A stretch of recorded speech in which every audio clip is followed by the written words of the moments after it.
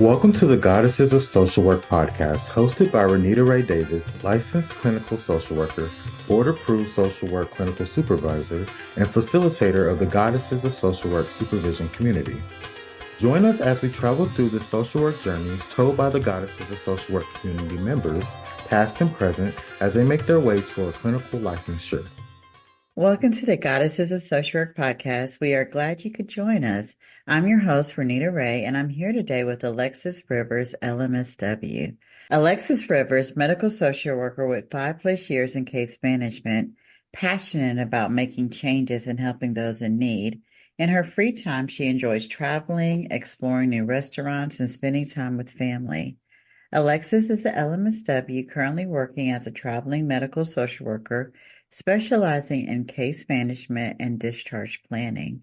Alexis has been doing discharge planning for the past 2 years, but just recently started her traveling experience in this field 5 months ago. Alexis began her social work career shortly after graduating college by working in therapeutic foster care. Alexis is also currently under supervision pursuing her LICSW. Welcome to the podcast, Alexis. Hello.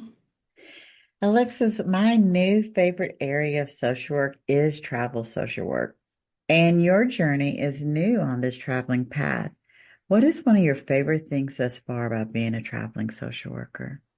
One of my favorite things about being a travel social worker is, of course, going to new areas. I love travel already, and then I'm traveling and doing my job. I'm going different places, exploring new areas, and also the best part is learning how the same issues get resolved in different places.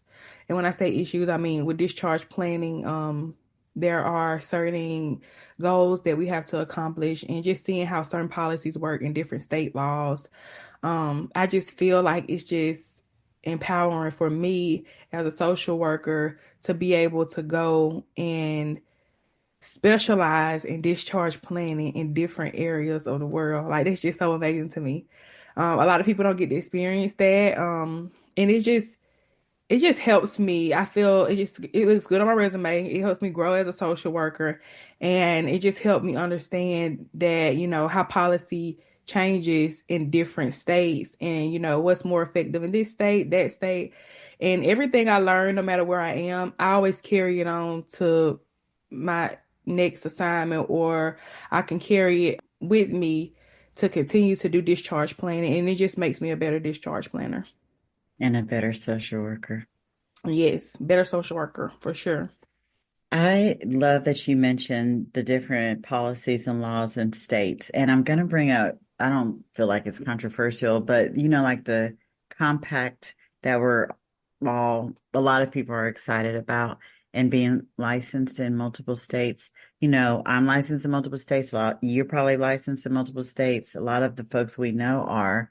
And one of the things that we talk a lot about is knowing the laws of that state and how important it is to know what's going on in that state as a social worker versus just getting licensed all of a sudden in 27 states and not having an opportunity to get to know what's going on with the laws and policies. Can you give me an example of I know you were in Kentucky recently. What was something that you saw that was different in Kentucky that you experienced that is different in Alabama? So I will say, in Kentucky and Alabama, there were a lot of similarities, but one of the differences I saw was how guardianship is handled. And I also saw a difference in how effective certain insurances were in the state of Kentucky. I feel like in the area I was working in previously, in my home state, it was more difficult for people with Medicaid to get access to certain things. I did not run into that issue as much in Kentucky, and the process of guardianship in Kentucky was much easier than it was back home in my home state. And I'm not saying like that everything is totally different, but you can tell there are major differences. It you almost got guardianship in the snap of a finger.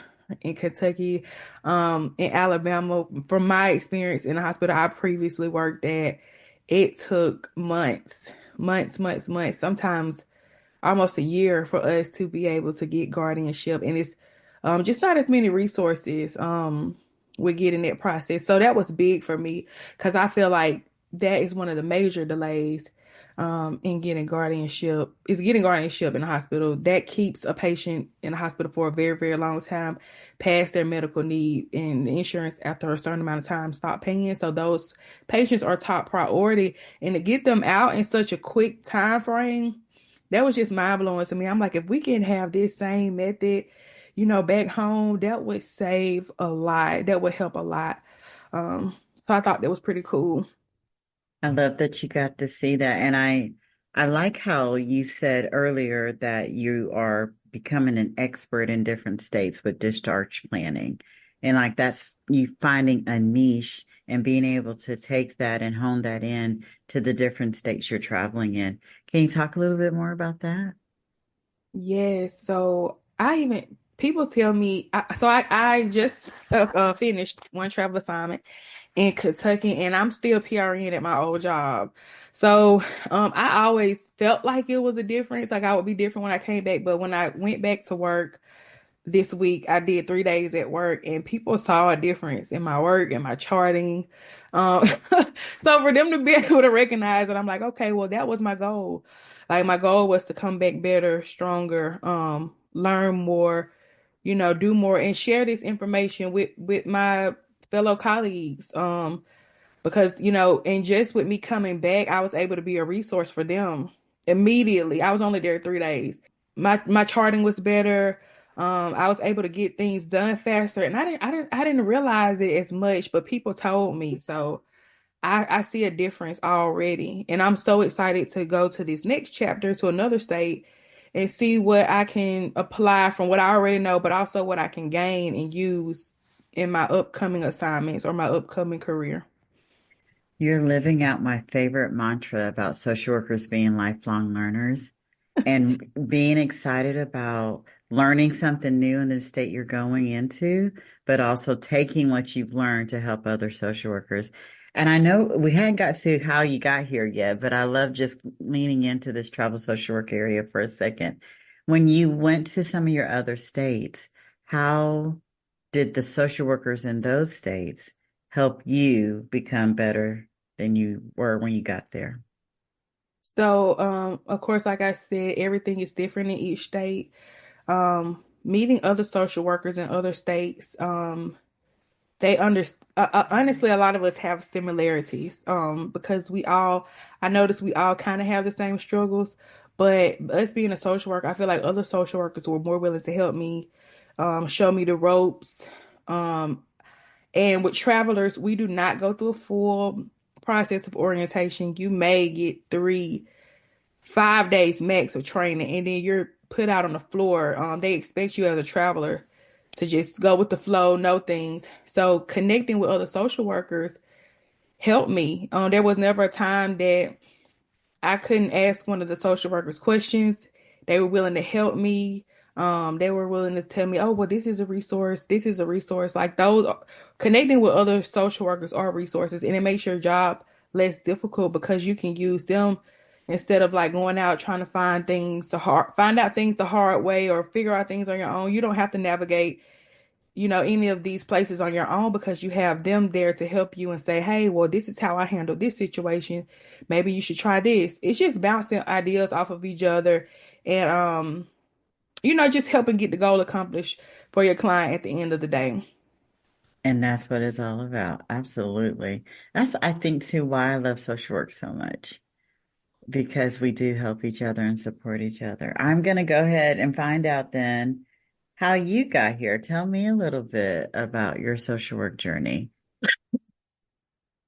My social work journey started, when I was in high school, I never like just knew I wanted to be a social worker. Or growing up, I didn't say, "Oh, I want to go and be a social worker."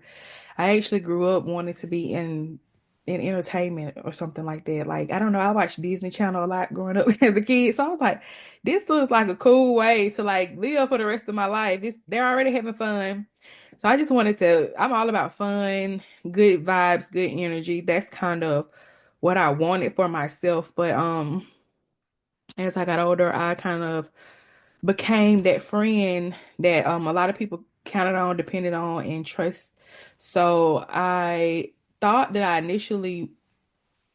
always thought I was a therapist to my friends. They came to me, they vented to me, they just poured down a lot on me. And I always obviously helped them. So initially I thought that my role in life would be to like be a therapist. So I went to school. I started out in psychology. I love, love, love psychology. Um, and as I navigated the psychology role, I found out about social work. My uncle, he went to school to be a therapist. He was a therapist, and I talked to him and he kind of encouraged me to take the social work route instead. And, he talked about how he wish he would have did that because it's almost like we were granted better opportunities, but it was kind of the same method. So I kind of took his advice. I tapped into social work a little bit. I was like, okay, I'll take this semester and take a few courses, and I actually end up enjoying it. So that's how I navigated into social work. I got my bachelor's from UAB, master's for University of Alabama, and social work has just been a part of my life ever since then. I was going to ask you too, because I couldn't remember where you graduated from. And I know we've had a conversation way in the past. I'm going to help try to jar your memory about it. But we talked about you were at UAB, and UAB had just gotten their first MSW program, I think.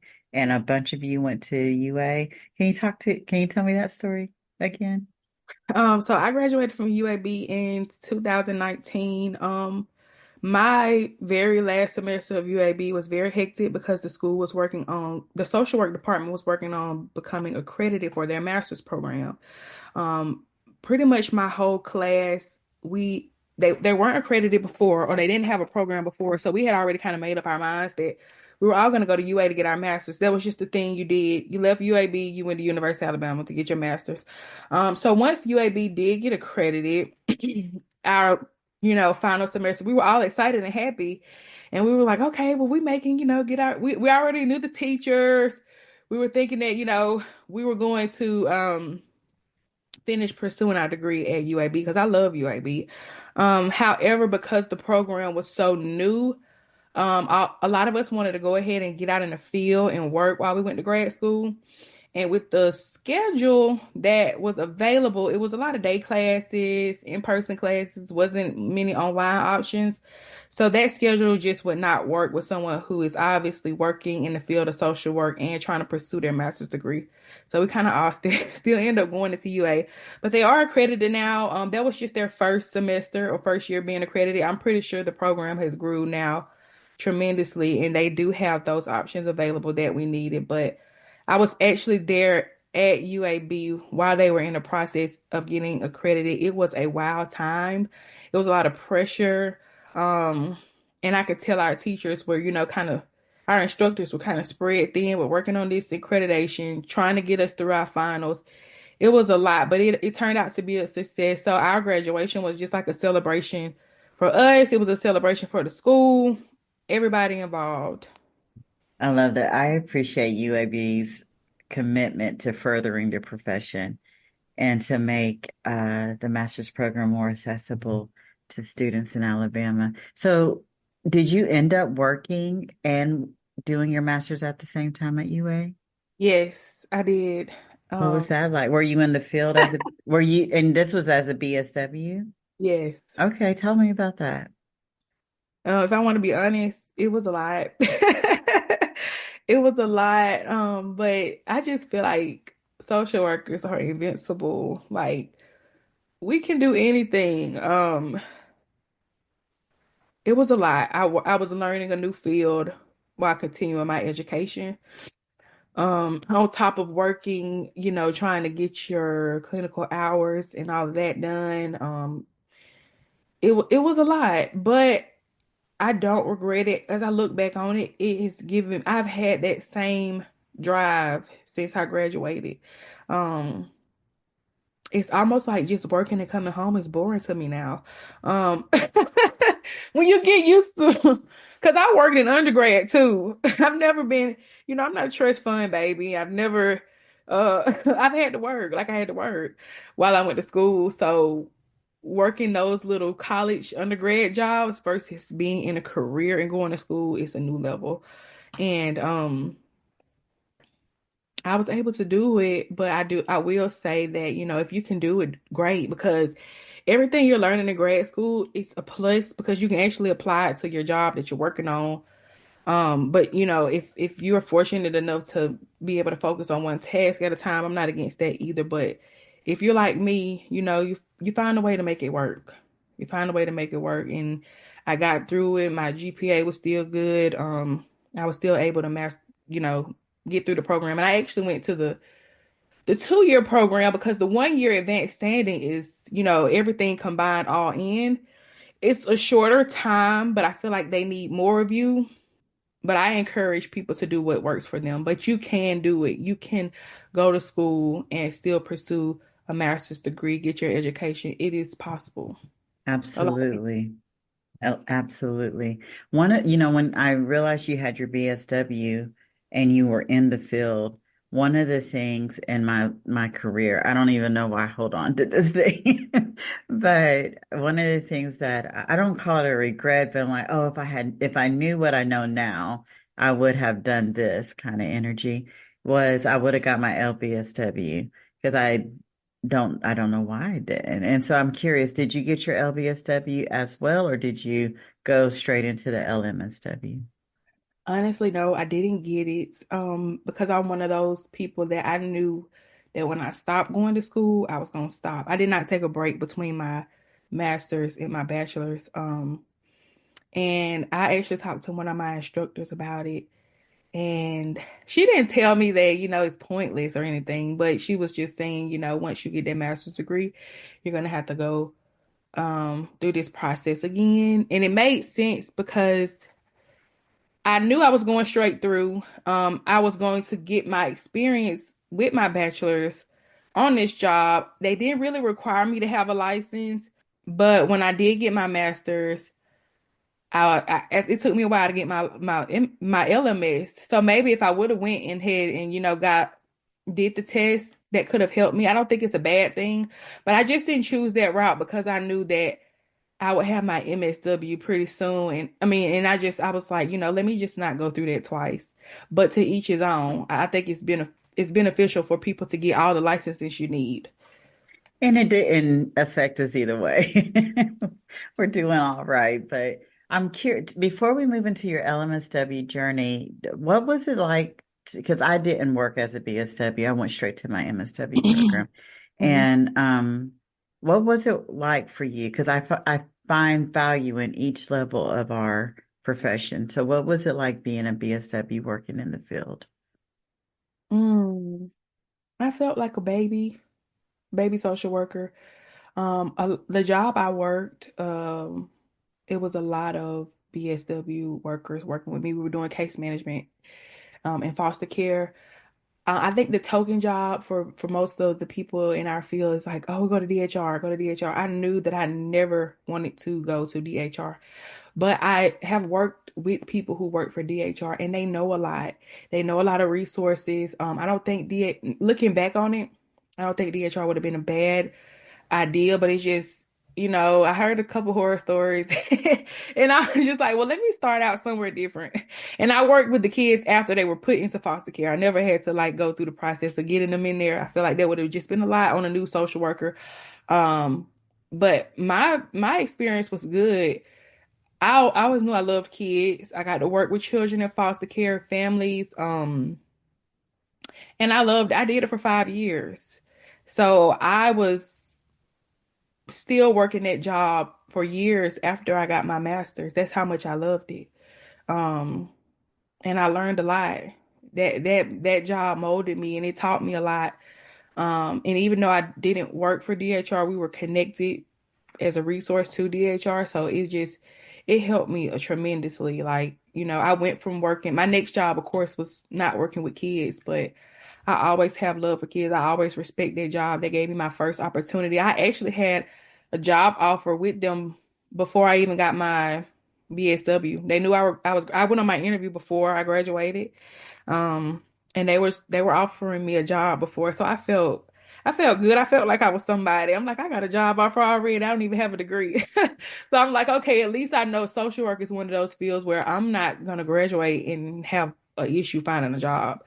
Because I did have other, friends in college that had different experiences, but social workers, it's jobs out there. It might not be the one you want, but it's jobs out there for us. And I felt good. I felt like I had made the right decision about my career. Absolutely. I tell people that there are jobs out here for social workers. And Hmm. again, I like that you said it may not be what you want, but if you just take sometimes you gotta I'm like the arrow, you gotta pull back in order to leap forward. And so I feel you're absolutely right. There's jobs out here for social workers. I wanted to ask you before I do that though, I just want to shout out to your uncle Mm. for steering you in this path. I always like to be able to just shout out the people who got us on this trajectory. So shout out to your uncle. What's his name?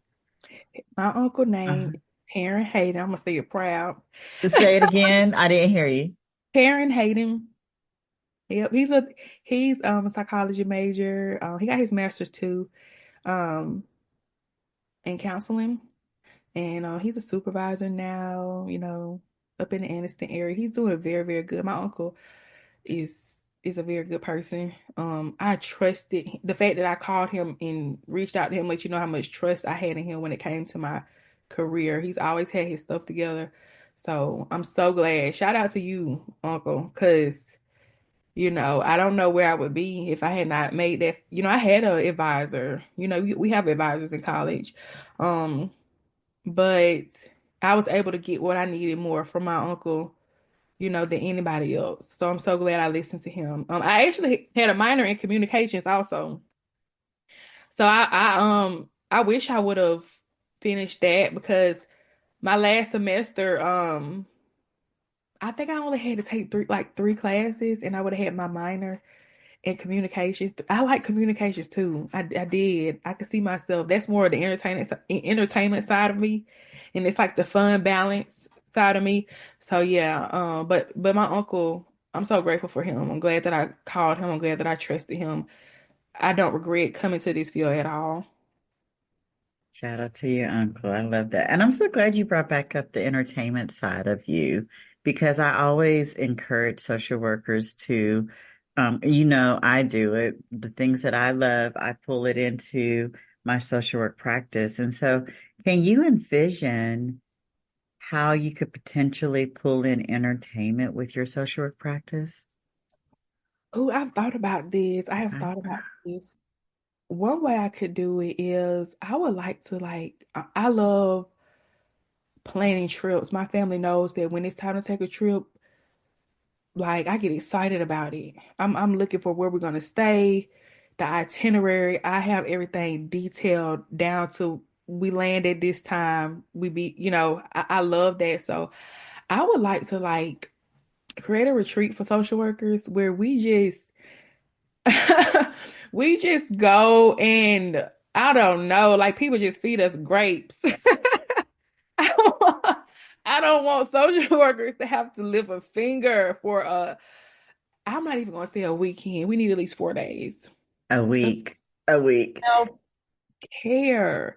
I mean, self-care in the biggest way. And I don't mean just my definition of self-care. Like I would like to, get to know people individually and create a specialized plan for them to pour into themselves before they, go back home to their normal reality. So I just like to create. I like to me, entertainment is creating a peaceful environment for others. My, some people they like to go home and they're entertained by like reality TV or whatever, but it's something that's entertaining about that to you. So you're enjoying it. So to me, entertainment can be whatever you enjoy. And I would love to create that space for people because I like to create it for myself and my family. I love for us to just have peace, have fun. Don't be a social worker for a while. And I always tell people social work is a spectrum. Sometimes I want to do something so far away from social work sometimes that, it just gives me that balance. Because I think as social workers, like I said, I've always been that role to people in my life. But sometimes when you come home, you don't want to be a social worker. I've been a social worker all day. Can I be somebody? Can I just be Lexis right now? I don't want to be this perfect Patty and this person who has it all together. Let me not have it together for a while. Because I need that. I need a chance to be human too, just like everybody else, and not be, held to a certain standard because I'm a social worker, because that's my career, that's who I am, true enough. But I'm also a person too, and I just want social workers to still be able to be people and not be judged for it. Absolutely. And feel like they can in a safe space. Yeah, Alexis, you must be what God is sending me. My 2025 vision board is I want to do at least 4 retreats a year for the goddesses of social work. And I know the social workers. I need somebody to help me event plan it. I So, would love to. yes. So we are going to have to get together so that we can make this happen because it's so funny. I can't remember who I was talking to, but I literally said, I want social workers to just be fed grapes. I want y'all to just lay on the couch because grapes are my favorite fruit, and just have someone bring you grapes and maybe some wine and cheese. Yes, we deserve that. We do. Yes. But Yeah, I also want to create a space where we're learning as well. So when you go and we're getting fed grapes, we also can do some CEUs as well. And we can learn from each other because we're going to learn from each other anyway, just by being in each other's company. We might as well be able to take some CEUs home with us as well. right. And those CUs that like they don't feel like, oh, I just got to get this CU, the feel good CU. And you do good with that, Renita. Your CUs are like, oh, I didn't know I needed that. I'm enjoying this. But it's like you're getting your hours at the same time.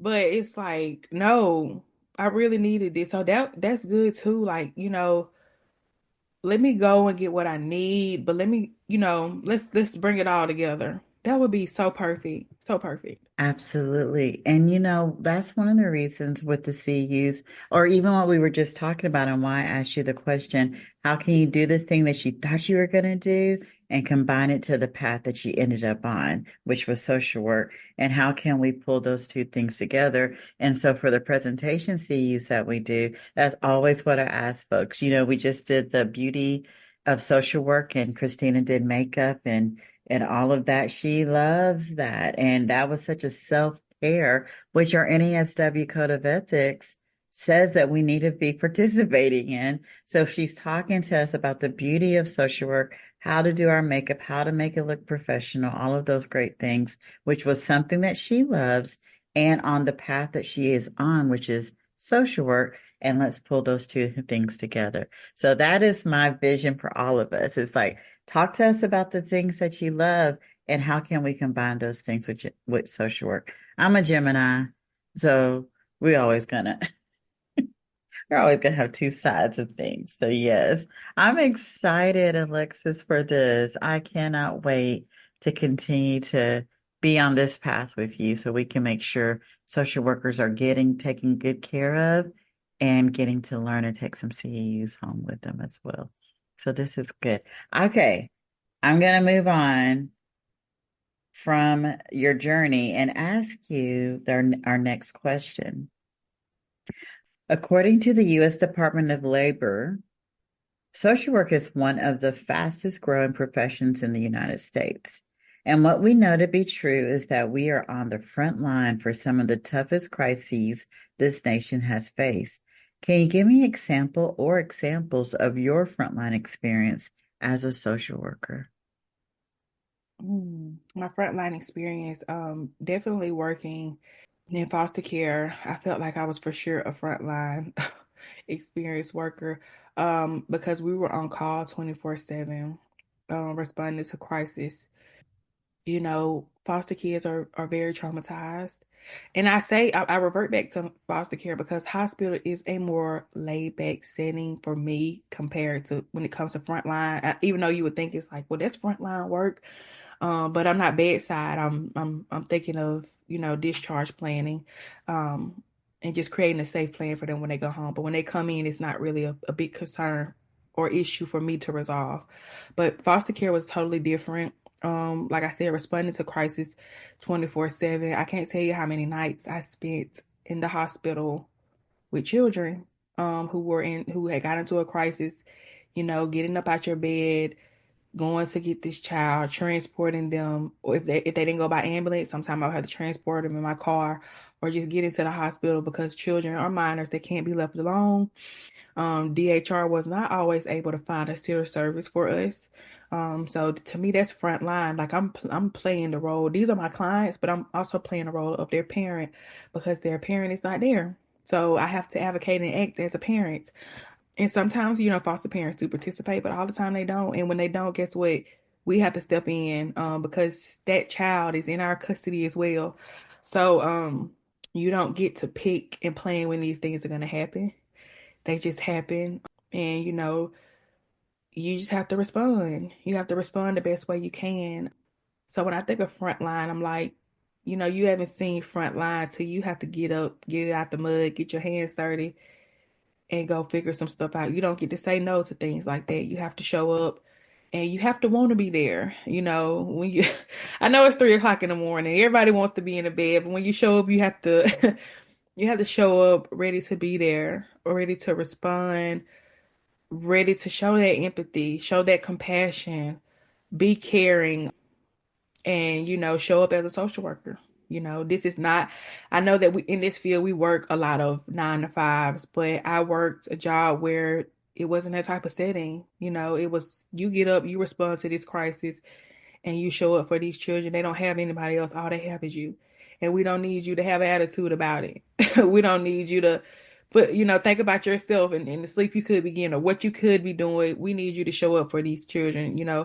And they were these kids remember these moments. I have had to show up for people when their foster parents couldn't even show up for them. And it's not that sometimes they didn't want to. It's just that's just how the dice roll. And I still have children that have aged out of foster care, and they consider me like their parent because I showed up for them when they had absolutely nobody else. And it just melts my heart because it's like children just don't know how, a lot of children don't know how blessed they are. You don't have to have a perfect relationship with your parents, but to have a relationship with your parents at all, because everybody has not had that experience. So it's rewarding, it's tough, but it's rewarding. So that's what I think about when I think of frontline work. Alexis, thank you so much for showing up for those babies. Thank you so much. And I'm glad you brought DHR back up again because I want to thank them too for doing the work that they do. I think they get a bad rap. I was one too. I was like, oh no, I'm never working at DHR. But I respect the folks who work at DHR and do that work. And I was like you, I didn't work at DHR, but I worked with jobs that were connected to Department of Human Resources. And so I knew the people in those buildings and they work hard, just like you were working hard for those babies. So thank you for that work. I know those babies appreciate it. Yes, yes. And I want to do a shout out to DHR also. Those people are spread very thin. Um, they don't have a lot left in them, but they give what they have. And it just goes, like you said, it goes unrecognized. It's easy to criticize someone, but you're only seeing what they're doing for one client. You're not seeing the picture as a whole. So my hat goes off to them because they do a lot. And, you have to want to do it to be in there because you don't, what you're putting out, you're not even receiving half of it. So it's work. It's work that you everybody can't do it. Everybody's not built for it. So I salute them as well. Thank you for recognizing them and giving them their flowers as well. I appreciate that. Absolutely, absolutely. And you're right. Not all of us are built for it. And I think it's important, and that's a good point, not just for DHR, just for population, just talking to social workers out there. know what populations you aren't built for and don't apply for those jobs, right? Because just like what you said, at 3 o'clock in the morning, I was a hospice social worker. So you can't plan any of that, right? And the hospice that I worked at, they called the social worker out when it was time. And so you have to go and you have to want to be there because you're supporting that family and that patient. And so know what you're built for and stay in those lanes. And there's a lot of lanes you can get in, but if you know that that's not your lane over there, Don't do let it. let the folks who are built for that lane. And DHR wasn't one of my lanes, but I would look over there and see them doing it and be like, wow, I'm impressed. And I'm in awe of those folks who are able to take care of just not just the babies that are there at DHR, but also the elderly that need their protection as well. So glad to be always able to give DHR workers their flowers. Alexis, what is one belief about social work that you started on this journey with that you feel has changed the most? Oh, okay. Thinking back to when I was a young little naive social worker, I always thought that there would be happy endings. I thought that we could fix people. Everybody could be fixed. And I think I thought that, giving people resources that they need to fix everything would just solve everything. But the truth is that resources are limited and people still have struggles and they still have to figure things out just like the rest of us. Being a social worker, you are a guide, but a lot of the time, most people kind of still have to figure things out for themselves and you have to support that. Just realizing that, every ending is not always going to be happy. Everybody is not going to want what's best for themselves. You do your part. You continue to advocate, push, and motivate people, but that's only half of what needs to be done. So I think I pretty much got after my first few disappointments, it just running myself crazy of doing everything I could do. I started to realize that this work is rewarding, but you're not gonna always get what you want out of it. And I think that when young social workers coming into the field, their goal is just to help, help, help, help, help, and you are helping. But once you realize that helping is only half of the part, you start to see that this could end two ways, and you always hope for the best, but you prepare for whatever way it goes. That is so good, Alexis. And, also just want to speak to my standard or your standard of happy may not be the client standard of happy too, right?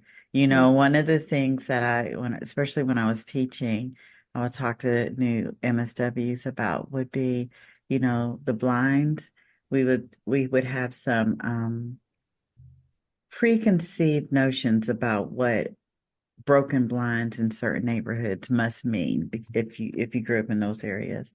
And one of the things that I've learned being in the field in these social work streets is that could be somebody has 3 or 4 cats and the cats are tearing up the blinds and or they have toddlers and they're just like it's just easier to let them tear it up. But not having this preconceived notion of oh your blinds. The blinds is just an analogy for happy. The blinds just have to be perfect. Perfect in that particular house could be that they love their 4 kitties. They love their cats and they're going to let them look out the window or they're going to let their toddler be their toddler. And when they go to kindergarten, they might get some new blinds, but not prejudging what our standard of happy is versus what our client standard of happy could be and letting them, again, our NASW Code of Ethics says client's right to self-determination, right? And I letting them determine what their standard of happy is versus us thinking, oh, I know, and we don't, the client is always the expert. I know what would be best for you if you get to this level of happiness or get to this level of living, whereas their level of living looks completely different. And that doesn't make it wrong. It just makes it their standard because the client is always the expert of their life. that you said something in. I learned something just with what you just said. Because I know you use the blinds as a guide or a narrative that you were trying to portray, but it's like I actually had some neighbors that had very bad blinds, and I just wanted to get them some new blinds so bad. But that's what I would want, you know. That's what I would want because I'm like they must, need somebody to get them some. But no, they had a dog, and the dog liked the blinds, and it's just like if I was to get a new pair, it would have just still end up being the same way. But you're so right with that. It's every person's level of happiness is different. We have to remove ourselves sometimes of what we want and just honor what the client wants. And that's a big part of social work, like you said. Self-determination. What does this person want? You know, what do they want? What do they need? What makes them happy? And obviously it's not going to be the same things that we want for them, and we have to learn how to respect that. So I appreciate that. That was a great analogy. Absolutely. I love analogies. It's my love language. I want to lean into this just a little bit longer because, when we do treatment plannings, Hmm. we often are cookie cutter in our treatment plan and because we're just so used to, but I think when we ask the client what do they want, you get more buy-in in regards to getting that treatment plan accomplished, and especially when you reassess and you're doing assessments and they're like, oh, yes, I want all of those things. And then 90 days later, they're like, you know what? I'll be okay with just a couch and not the whole furniture setting. The couch would just be just fine for me. And that's okay. I might want an ottoman, but they just want the couch, right? And so letting the client have buy-in on their treatment planning, I think makes your job a lot easier because then you're not going out and trying to buy a whole furniture set. You're like, okay, we're just going to get a couch and let them figure out where the best place for them to get the couch is. And then we're not doing all the work which leads to burnout. And it's their treatment plan and not our treatment plan, right? Right. Hmm. Yeah. All right. I'm gonna move on. Oh, guess what? We're at our last question, or the last couple of questions, I'll say.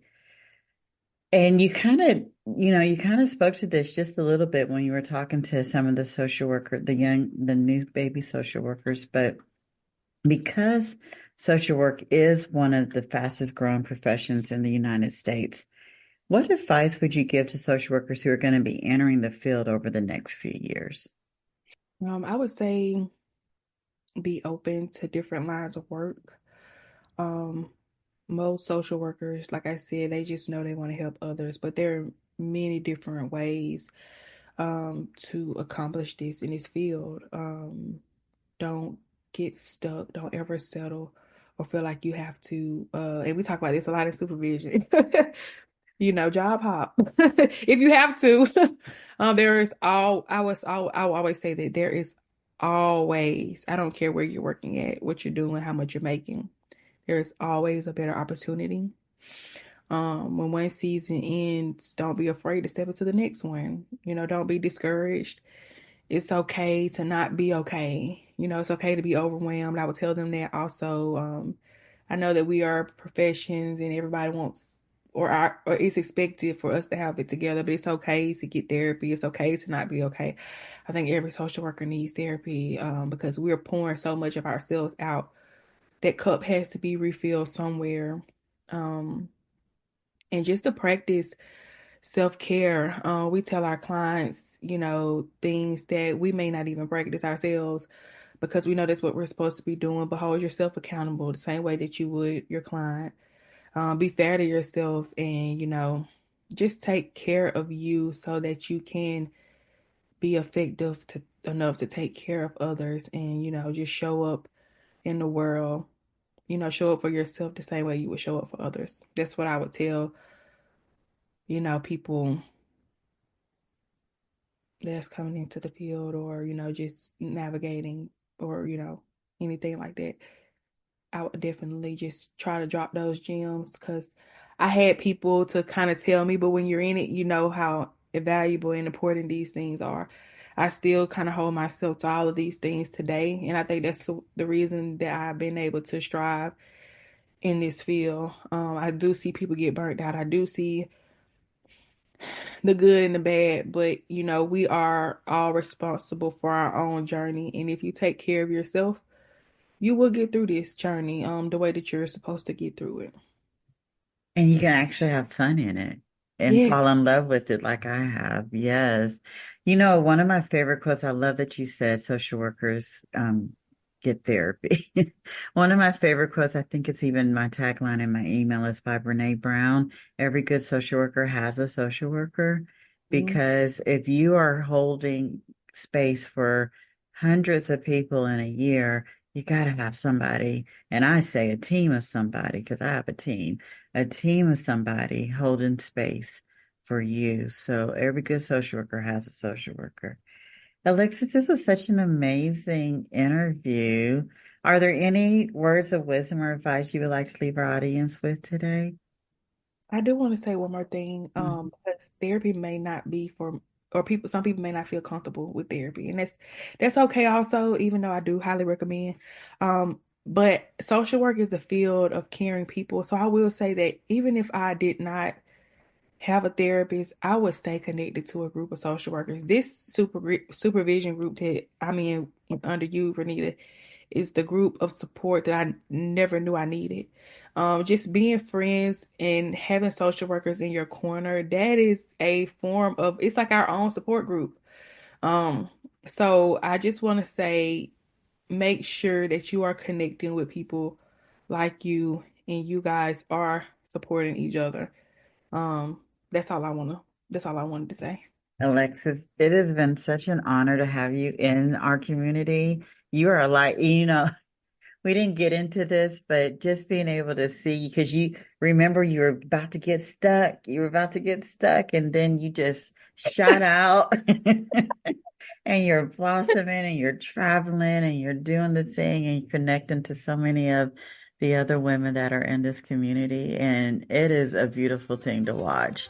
And it has been an honor to be on this social work journey with you. It really Thank you. has been. Thank you for listening to today's episode of the Goddesses of Social Work podcast. We are glad you were here. If you liked this episode, please come back to hear more stories of the journeys through social work, and please leave us a review on Apple or Spotify. See you next time here on the Goddesses of Social Work podcast.